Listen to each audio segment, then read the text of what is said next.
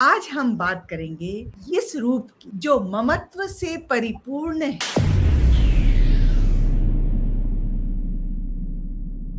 या देवी सर्वभूतेषु मां स्कंदमाता रूपेण संस्थिता।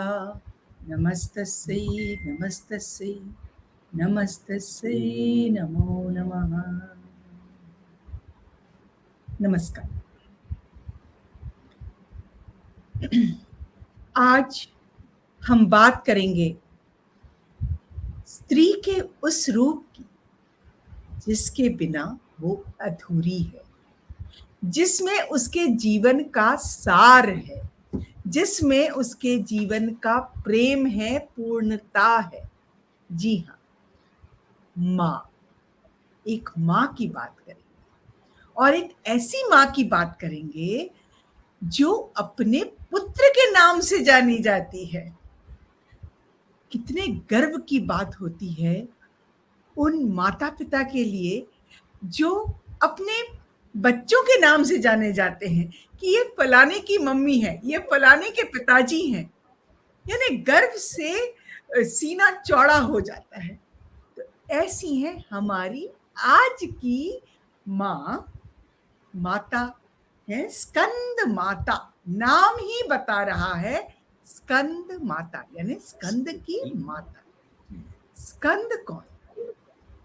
स्कंद है कार्तिकेय।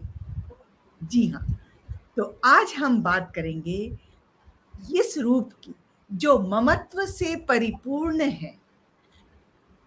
इन देवी की जब आप तस्वीर देखते हैं, मूर्ति देखते हैं, तो गोद में वो 6 मुखी कार्तिकेय को लेके बैठी रहती हैं। जी हाँ, छोटा बच्चा कार्तिकेय उनकी गोद में है। 4 भुजा है, 2 में तो उनके कमल हैं, पद्म पुष्प है, और इधर वो उनको लेके बैठी है और एक हाथ से सबको सुख शांति समृद्धि संतति सौभाग्य स्वास्थ्य सबका वरदान दे रही है। ये माँ है पार्वती जी का ही रूप। जी हाँ, तो ऐसा माना जाता है कि एक दिन जब शिव और पार्वती साथ में बैठे थे तो दोनों का जो तेज था, यानी शिव जी के त्रिनेत्र का तेज और देवी के शरीर का तेज, ये पुंज जो है एकत्र हुआ और एक भून की शक्ल में आ गया। और ये क्योंकि दो बहुत ही तेजोमय व्यक्तित्व का मिलाप था, तो मां पार्वती उसको सहन नहीं कर पाई और इतना तेज था कि उनको लगा कि अग्नि को सौंप दो। उन्होंने वो अग्नि को सौंपा, पर अग्नि भी उसको संभाल नहीं पाई। अग्नि में भी उनको बहुत परेशानी होने लगी, तो उन्होंने गंगा मैया को देख लिया। गंगा मैया उनको अपने साथ ले करके वो गई शारवना झील में, और वहां पर 6 कृतिकाओं ने इस भूण को संभाला, उनको देखभाल किया, और कालांतर में जो आए वो थे हमारे कार्तिकेय। तो क्योंकि 6 कृतिकाओं ने उनको पाला बड़ा होने तक, उस भूण को शिशु होने तक, तो इसलिए उनको षड़वदन या षडमुख या षडानन, ये सब षडमातुर कहा जाता है कृतिकाओं को। तो ऐसे ऐसे हमारे कार्तिकेय। और कार्तिकेय के बारे में जो सबसे बड़ी बात है, कार्तिकेय थे देवताओं के सेनापति, और उनके इस पूरे पालन पोषण में उनकी मां का बहुत बड़ा हाथ था। क्योंकि जब उनको पढ़ाने के लिए ब्रह्मा जी के पास भेजा, तो वो उनके पास से ओम का अर्थ पूछा, वो उनको संतुष्ट नहीं कर पाए। शिवजी से पूछा तो वो शिवजी संतुष्ट नहीं कर पाए। उन्होंने फिर स्वयं ही स्वयं को संतुष्ट किया, और इस पूरी प्रक्रिया में मां ने उनका बहुत साथ दिया। तो ये यहाँ पर जो एक बहुत खूबसूरत सी बात निकल के आती है कि बच्चों के चरित्र निर्माण में मां की क्या भूमिका है। यानी बड़ा सुंदर तरीके से। और इसीलिए हमारी आज देवी का नाम है स्कंद माता। दरअसल तो बच्चों की जो पहली गुरु है वो तो माँ ही होती है। बिल्कुल। जी। और इसलिए जो माँ माँ की गोद जो है वो दरअसल किसी भी शिशु का पहला गुरुकुल बिल्कुल है ना? बिल्कुल। जी। और कार्तिकेय का जन्म क्यों हुआ, इसके पीछे भी बड़ी सुंदर सी एक कथा है। तारकासुर नाम का एक असुर था और उसने इतना तप किया कि विष्णु जी से उसने वरदान मांग लिया कि मैं अजर अमर हो जाऊं। विष्णु जी बोले ऐसा तो हो नहीं सकता। तो वो बोला अच्छा फिर ऐसा करिए कि शिव जी का जो पुत्र होगा वो मेरा वध करेगा। और बता दूं तब तक शिव जी का ब्याह नहीं हुआ था, वो सती के शोक में ध्यान मग्न थे, अपना तप कर रहे थे। तो सारी सृष्टि, सारे देवता सब ने मिलके, मैंने आपको पिछले 3 दिनों में बताया ही कि किस तरह देवी को मनाया गया, जिनको हम महेश्वरी भी कहते हैं क्योंकि वो महेश्वर की पत्नी है, शिव जी की पत्नी है। वो गौरी है क्योंकि वो गौरवर्णा है। वो स्कंद माता है क्योंकि वो कार्तिकेय की माँ है। वो स्नेह की देवी है, तो ममत्व की देवी है। तो ऐसे करके कार्तिकेय का जन्म हुआ और कार्तिकेय को सब अस्त्र शस्त्र सब चलाने की विद्या में पारंगत किया गया और उन्होंने तारकासुर का वध किया और जीत हासिल की और बने देवताओं के सेनापति। तो किस ऊंचाई तक उनका व्यक्तित्व गया ये हम यहाँ पर देखते हैं। आज का जो रंग है वो है सफेद। जी हाँ, आज का रंग है सफेद, जो कि आप सबको मालूम है शांति का प्रतीक है, ईमानदारी का प्रतीक है, स्थिरता का प्रतीक है, शुद्धता का प्रतीक है और सरलता का प्रतीक है। बहुत सारी कथाएं हैं, हम बहुत सारी कथाएं तो यहाँ ले नहीं सकते, तो इसलिए जो भी कथा हम ले रहे हैं थोड़ी थोड़ी आपको बता रहे हैं। तो अब आप देवी महात्मा के बारे में कुछ बात कर लीजिए। तो अभी तक हम लोग अलग अलग शास्त्रों के बारे में बात कर रहे थे। हमने दुर्गा सप्तशती की बात की, हमने देवी भागवत की बात की। तो इस तरह से बहुत सारे जो ग्रंथ हैं और जो शास्त्र हैं उनके ऊपर हम लोग चर्चा करते रहते हैं। आज हम जिस ग्रंथ या जिस शास्त्र या जिस स्तोत्र की चर्चा कर रहे हैं वो है देवी अथर्वशीर्ष। हम सब ने गणपति अथर्वशीर्ष बहुत सुना है और गणपति अथर्वशीर्ष का बहुत बार पाठ भी किया है, सब लोग प्रायः बहुत करते हैं। लेकिन देवी अथर्वशीर्ष जो है ये एक बहुत महत्वपूर्ण स्तोत्र है, बहुत महत्वपूर्ण मंत्र है। दरअसल अथर्ववेद के शीर्ष शिरोभाग में आने के कारण इसे अथर्वशीर्ष कहा जाता है। और सबसे बड़ी बात यह है कि अथर्व का अर्थ क्या होता है? अथर्व का अर्थ होता है स्थिर, शांत चित्त करने वाला, आपको एक तरह से स्थित प्रज्ञ बनाने वाला। इसीलिए हमारे शास्त्रों में अथर्वशीर्ष का बहुत अधिक महत्व है। और ये जो देवी अथर्वशीर्ष है ये दरअसल निगमागम का बहुत उत्तम समन्वय है।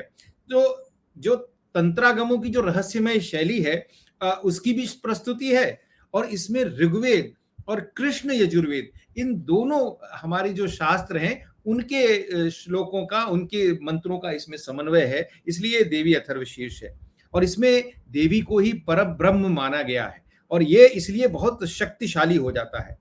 एक और महत्वपूर्ण बात है कि इसमें ज्ञान और कार्य इन दोनों का बहुत अद्भुत समन्वय है। इसलिए इसका अर्थ जानकर पाठ करना बहुत महत्वपूर्ण होता है। और जब अर्थ जानकर पाठ करने की बात आती है तो हमारे तमाम तंत्रों में पुनश्चरण का बहुत अधिक महत्व है।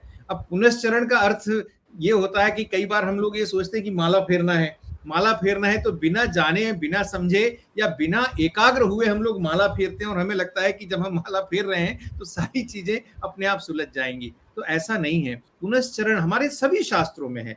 जो अक्सर लोग इसका मजाक भी उड़ाते हैं कि माला भी फेर रहे हैं, अरे जरा गैस देख लेना, अरे जरा घंटी देख लेना, अरे जरा फूल वाला आ गया देख लो। मतलब ऐसे माला फेरने का कोई आशय नहीं है।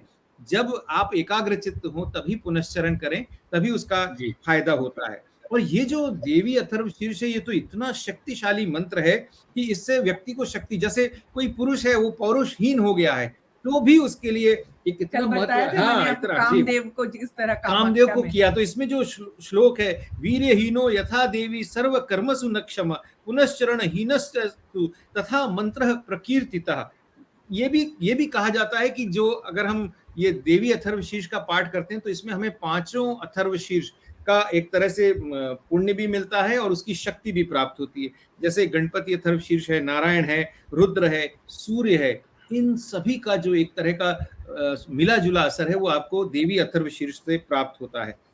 जाहिर है कि कोई भी शास्त्र है, कोई भी मंत्र है, कोई भी विधि से आप पूजा करें तो उसके अपने नियम कायदे कानून भी होते हैं और नियम कायदे कानून को मानना बहुत जरूरी है।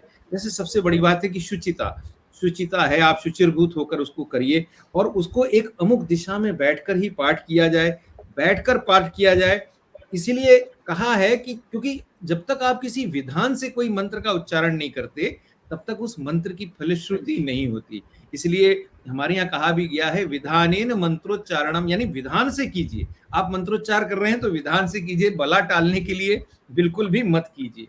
और इसमें देवी जी। का जो एक तरह से मैं मालविका जी आप भी कहेंगे कि क्या कॉन्फिडेंस है, वो देवता देवी से पूछ रहे हैं कि आप क्या हैं, आप क्या हैं, आप कैसी हैं, आप क्या हैं, तो देवी जो उसका उत्तर देती हैं, बहुत सारे श्लोकों में उसका उत्तर देती है, लेकिन एक जगह वो कहती हैं वेदोहम वेदोहम विद्याहम विद्याहम अजानम जानम अधश्चर्य धर्व निर्तिर्य क्या हम, यानी क्या, वेद और अवेद दोनों मैं हूं, वेद भी मैं हूं, अवेद भी मैं हूं, यानी एक तरह से सारे शास्त्रों के लिए मैं ही हूं, विद्या भी मैं हूं और अविद्या भी मैं हूं, ये भी वो देवी कहती हैं।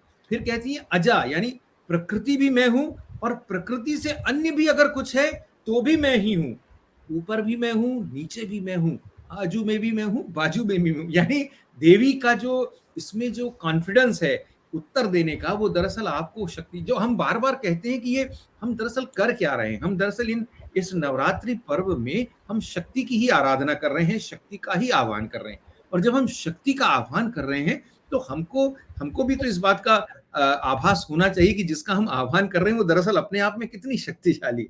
तो ये जो विश्वास आरोपित करना है, कॉन्फिडेंस, ये विश्वास आरोपित करना दरअसल अपने आप में बहुत महत्वपूर्ण है। ये शाक्य उपनिषद है, इसलिए कई लोग इसे देवी उपनिषद भी कहते हैं।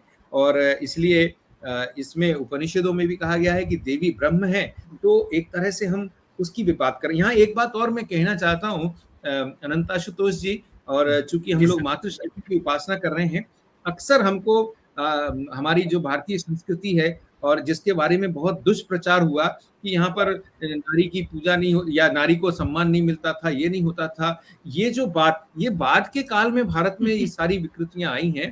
प्राचीन काल में आप देखिए कि देवी माँ को हमने सर्वोच्च स्थान दिया है और देवी माँ ने भी उस स्थान को इतनी गरिमा के साथ निभाया है।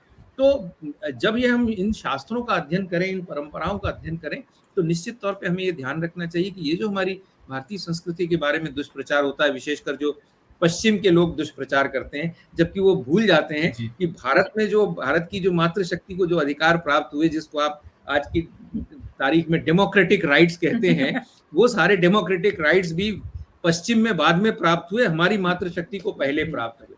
तो ये सारी बातों को जब तक आप जोर शोर से कहेंगे नहीं, तब तक वो बात आगे बढ़ेगी। अब आप ये बातें कह रहे हैं, तो इसी से कहने का मन हो रहा है मेरा कि ये जो मैं स्कंद माता के बारे में जो आपको बता रही थी, स्कंद माता के बारे में ये भी कहा जाता है कि ये विद्वानों की माता है। हाँ। मतलब इनकी पूजा करने से आप विद्वान हो सकते हैं, बुद्धि मेधा सब बढ़ सकती है, चेतना का निर्माण है ये आप में।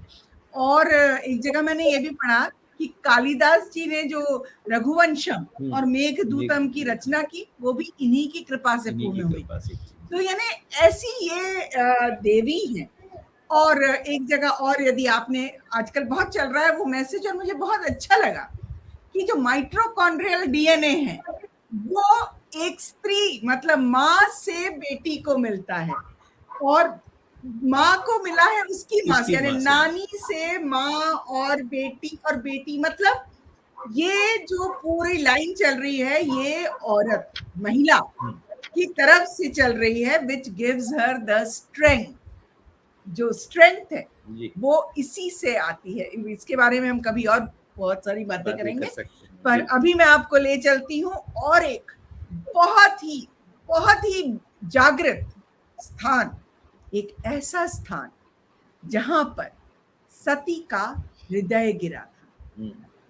जी हाँ, सती का हृदय गिरा था गुजरात में, और वहां पर है अंबा देवी का मंदिर। अंबा देवी जी, अंबा देवी का मंदिर।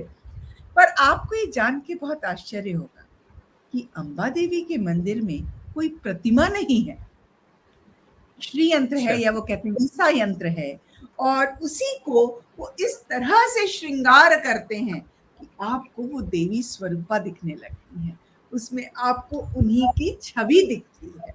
जी हाँ, और ये जो देवी है, ये देवी का 7 दिन 7 तरह की सवारी होती है, 7 वेश होते हैं। अच्छा, जी हाँ, अब जैसे रविवार के दिन 7 वाहन है उनके, तो जो संडे का दिन है, रविवार का दिन है, वो व्याघांबर व्याही, मतलब व्याघ के ऊपर बैठी है, और ये गोल्डन कलर का है।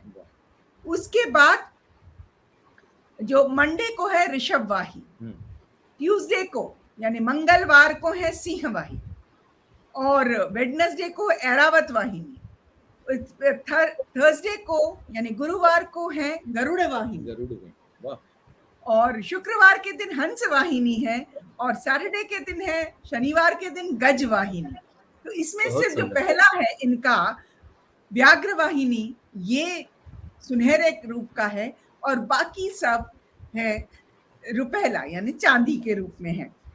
अब यहाँ पर जो एक सबसे सुंदर सी बात आती है कि खेड़ा ब्रह्मा में जो वहां के महाराजा थे, वो अंबा देवी के बहुत बहुत बहुत भक्त थे, और वो पैदल जाते थे दर्शन को और आते थे और देवी से बात करते थे। उम्र हो गई, उन्होंने देवी से कहा कि माँ, रोज आना मेरे लिए संभव नहीं होता, तो कुछ करो जिससे आपके दर्शन मुझे जल्दी मिल जाए, पास में आ जाइए। तो बोली अच्छा चलो मैं तुम्हारे साथ चलती हूँ, तुम चलो आगे आगे, भी चलती हूँ, जहां तक ले जाना हो ले जाओ, पर पीछे पलट ना देखना। अब माँ चलने लगी और महाराजा भी चलने लगे। जंगल जंगल पहाड़ के ऊपर, ये था गब्बर पहाड़।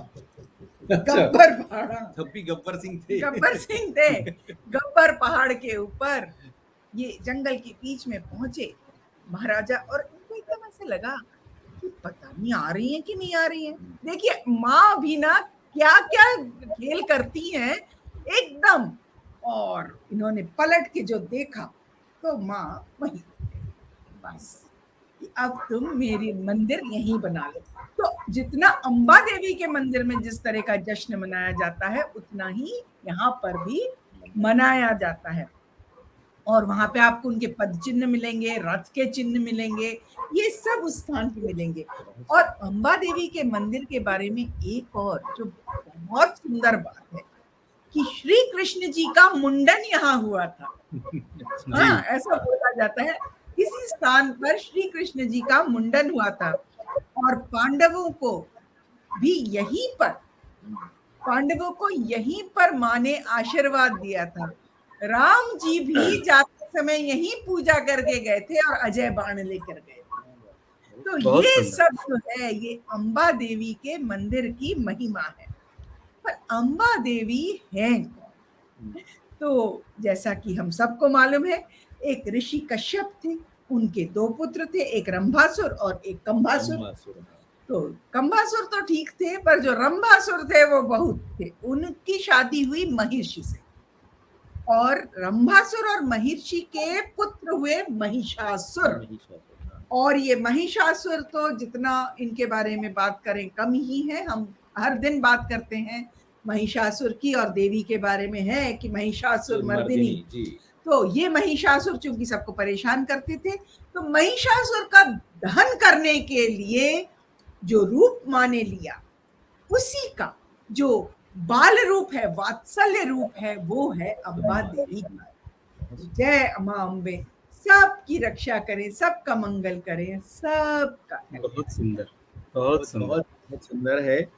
यही जो आज चूंकि स्कंद माता का और हाँ, दिन है। एक हाँ, चीज तो मैं भूल जी गई कि जी ये बताए जो जगह, ये एकमात्र देवी का ऐसा स्थान है जो असुर के नाम पे है। हाँ, तो आरासुरी भी कहते, आरासुरी की अंबा माता। आरासुरी की। हाँ, ये अरे बहुत जरूरी था, मैंने कहा बता दूं भाई, हमेशा कोई और नाम हो जरूरी थोड़ी। अब एक असुर को भी कुछ थोड़ा सा, असुर की जब दहन, जब उन्हें मारा, नाश किया, उसके तो नाम असुर से। ने कहा कि आप मुझे बस अपने साथ रख लीजिए, मैं तो आपके साथ रहना चाहता हूँ। तुम्हारे का चलो, तुम्हारे नाम से मेरा नाम आएगा। तो ये हो गया। ये जो आज स्कंद माता का चूंकि आज दिन है, तो ये भी शायद जानकारी सबके लिए उपयोगी होगी कि स्कंद माता का जो एक मंदिर है वो काशी में जैतपुरा हाँ, क्षेत्र में स्थित है। जो बागेश्वरी मंदिर का जो परिसर है वहां पर स्कंद माता का स्थान माना जाता है। और काशी खंड और देवी पुराण के क्रम में स्कंद पुराण में भी इनका भव्य रूप का दर्शन होता है। तो ये बहुत सुंदर सी बात कही। और अभी जब कहीं आपको भी सुनाई पड़ रहे होंगे किसी के भौंकने की आवाज, तो मैं आपको एक बहुत रोचक सी बात बताना चाहता हूँ यहाँ पर, शायद सबको मजा आएगा। अभी हमारे यहाँ एक प्रोजेक्ट चल रहा था, आत्मनिर्भर भारत सेंटर फॉर डिजाइन। तो उसी के तहत एक चन्नपटना, कर्नाटक का चन्नपटना गांव है, जो कि माना जाता है जिला है दरअसल, that is known as the town of toys, यानी खिलौनों का शहर ऐसा माना जाता है। तो जब हम चन्नपटना के बारे में देख रहे थे कि ये क्यों प्रसिद्ध है, क्या प्रसिद्ध है, तो निश्चित तौर पर ये खिलौनों के लिए अंतर्राष्ट्रीय जगत में प्रसिद्ध ये जगह है। लेकिन जो एक बहुत महत्वपूर्ण बात वहां दिखी, और उसी के लिए दरअसल मैं आपको बताने जा रहा हूं, कि कल हमने देखा कि एक मोटरसाइकिल का मंदिर, बुलेट मोटरसाइकिल का मंदिर कल कहीं राजस्थान में देखा। कर्नाटक के इस चन्नपटना अग्रहार वल्लागेर हल्ली इस गांव में कुत्ते का मंदिर है। और दरअसल कुत्ते का मंदिर ऐसा साधारण नहीं है, महत्वपूर्ण मंदिर है, बाकायदा पूजा जाता है। दरअसल हुआ ये कि सन 2010 में एक रमेश नाम के सज्जन हैं जिन्होंने वहां पर बहुत सारे मंदिरों का निर्माण किया। विशेष रूप से वहां की जो गांव देवी हैं केपा मन्ना, उनका भी मंदिर रमेश जी ने बनवाया। लेकिन उसी गांव में कुछ दो कुत्ते थे जो गांव की रक्षा करते थे, ऐसा माना जाता था। अचानक वो कुत्ते गांव से गायब हो गए। अब किसी को पता नहीं कि वो कुत्ते कहाँ गए, कैसे गए, क्या हुआ। और ग्रामवासी अपने उन प्रिय कुत्तों को एक तरह से खो रहे थे या ढूंढ रहे थे, उनको मिस करते थे। अचानक जो केपा मन्ना देवी है, उन्होंने ग्राम के किसी एक सज्जन के स्वप्न में आकर कहा कि आप उन कुत्तों का मंदिर बनाइए। और बाकायदा ग्रामवासियों ने रमेश जी से कहा, और रमेश जी ने सन 2010 में उस गांव में इन दो कुत्तों का मंदिर बनाया। अच्छा, सिर्फ मंदिर बनाया इतना नहीं है, बाकायदा उस मंदिर में पूजा पाठ होता है, बाकायदा उस मंदिर में प्रसाद चढ़ता है, बाकायदा लोग उनके दर्शन करने आते रिवॉर्ड फॉर लॉयल्टी। हैं। इतना ही नहीं है, साल में उस मंदिर में एक बहुत बड़ा मेला भी भरता है, एक पर्व भी होता है, एक उत्सव भी होता है, एक फेस्टिवल भी होता है। तो ये अपने आप में एक बहुत ही अलग सी बात है कि कुत्ते का, दरअसल हम जानते हैं कि जब हम स्वामी भक्ति की बात कहते हैं, और स्वामी भक्ति से भी ज्यादा जो महत्वपूर्ण बात है, और रुस्बे भरूचा की एक प्रसिद्ध पुस्तक है फकीर, अब में से बहुत लोगों ने पढ़ी होगी वो फकीर पुस्तक। उस फकीर में वो दरअसल जो जो साधक है वो अपने गुरु से पूछता है कि आप बार बार कहते हैं अनकंडीशनल लव, तो ये अनकंडीशनल लव दरअसल है क्या? क्योंकि वो परेशान है, मैं पत्नी से प्रेम करता हूं लेकिन पत्नी की भी कुछ डिमांड है, मैं पुत्र से प्रेम करता हूं तो पुत्र की भी कुछ डिमांड है, मैं भी पत्नी से प्रेम करता हूं तो मेरे अंदर भी कोई मांग आती है। तब ये अनकंडीशनल लव का कोई उदाहरण बताइए। तो इसको इसको लगता है कि किसी साधु संत सन्यासी का उदाहरण देंगे। वो गुरु फकीर जो है वो कहते हैं कि अगर आपको अनकंडीशनल लव का कोई उदाहरण देखना है तो आप कुत्ते को देखिए। कुत्ते जैसा अनकंडीशनल लव आपको कोई नहीं करता, जैसा एक श्वान अपने स्वामी को करता है। अब आप ये समझिए, हमारे शास्त्रों में श्वान का उल्लेख है कि वो जो है वो भैरव बाबा का वाहन है, श्वान ये कहा जाता है। जो दत्त गुरु हैं उनके भी साथ श्वान मिलते हैं। लेकिन पांडवों के साथ भी, धर्मराज के साथ भी उनका श्वान था ही। लेकिन श्वान का कोई मंदिर बने ऐसा शायद हमने कभी सुना नहीं था। हाँ, छत्तीसगढ़ में एक कुकुर देवी का मंदिर है जो रायपुर के निकट खापरी गांव है, वहां पर भी कुकुर देव का मंदिर है। लेकिन ये जो मंदिर है ये अपने आप में एक बड़ा अनूठा सा मंदिर है। तो मुझे लगा कि मैं आपको थोड़ी देर के लिए कर्नाटक ले जाऊं, जहां ये एक महत्वपूर्ण मंदिर है। लेकिन अब चूंकि उल्लेख आया है तो ये भी बता दूं कि जो चिन्नपटना गांव है, ये भारत में ही नहीं पूरे विश्व में अपने खिलौनों के लिए जाना जाता है, और यूनेस्को में भी यहाँ के खिलौने, जो लकड़ी के खिलौने, दर्ज हैं। दरअसल समस्या क्या अच्छा। है, विदेशी खिलौने और डिजिटल खिलौनों के पीछे इतने पागल हो गए हैं कि हम हमारे जो अपने कलाकारों के कौशल द्वारा जो बनाए गए खिलौने हैं या कौशल द्वारा बनाई गई जो चीजें हैं, उनको दरअसल भूलते चले जा रहे हैं। अब पता नहीं बच्चियां भी कौन सी गुड़ियों से खेलती हैं, लेकिन ये जो खिलौने जो ये कलाकार बनाते हैं, और यहाँ पे 11वीं-12वीं शताब्दी में भी जो ग्रंथ थे वहां पर भी उल्लेख इन खिलौनों का मिलता है। यानी ये इतनी पुरानी परंपरा है, मैं सिर्फ ये बताना चाहता हूँ। और आज भी जी। उस गांव में कम से कम 300 से 400 ऐसे घर हैं जो इन खिलौनों को बनाने का काम कर रहे हैं। और आइवरी वुड कहलाता है, एक तरह का अलग तरह का लकड़ी है आइवरी वुड, उस पे ये खिलौने बनते हैं और अपने आप में बहुत नायाब खिलौने हैं। आप में से जिसको भी अवसर मिले एक बार चिन्नपटना के जो वुडन टॉयज हैं, और इसीलिए उसको खिलौनों का टाउन ऑफ टॉयज इसीलिए तो कहा जाता है। तो ये जो टाउन ऑफ टॉयज है, इसको जियोग्राफिकल आइडेंटिफिकेशन टैग भी WTO ने दिया है, जिसको GI टैग कहते हैं। और इस तरह से ये एक बहुत बड़ी परंपरा चिन्नपटना की है। लेकिन चूंकि हमारा संदर्भ मंदिरों का था, हमारा संदर्भ जानकारी का था, जो रोचक सी जानकारी हो, तो मुझे लगा कि चिन्नपटना के कुकुर मंदिर का या श्वान मंदिर का या डॉग के मंदिर का उल्लेख करें। और आज रोचक बात है, हम लोग रोज यहाँ पे लाइव करते हैं। किसी दिन हमारे घर के श्वान महोदय कथा सुनने हमारे इस कमरे में नहीं आए, आज हमारे घर के श्वान महोदय भी यहाँ बैठकर कथा सुन रहे हैं। शायद उन्हें भी ये आभास हो गया कि आज हम जो है वो श्वान मंदिर की बात करने वाले हैं, और वो शांत दत्तचित्त होकर वो सुन रहे हैं। एक भी बार आपको उनके भौंकने की आवाज नहीं आई होगी। आज ये जो प्रसाद है नवरात्रि का, स्कंद माता का जो नैवेद्य जो आज चढ़ता है उनको, वो आज केले का नैवेद्य उनको चढ़ता है। उनको केला खिलाया जाता है और कहा जाता है कि केले का नैवेद्य चढ़ाने से आपका जो व्यवसाय है, आपका जो काम है, आपकी जो प्रोफेशनल ग्रोथ है, करियर में जो ग्रोथ है, वो होती है। वो ना भी हो तो आपके शरीर का कैल्शियम तो बढ़ ही जाता है, और कैल्शियम बढ़ना एक बहुत बड़ी बात है। दूसरी बात है कि केला खाने से एनर्जी मिलती है।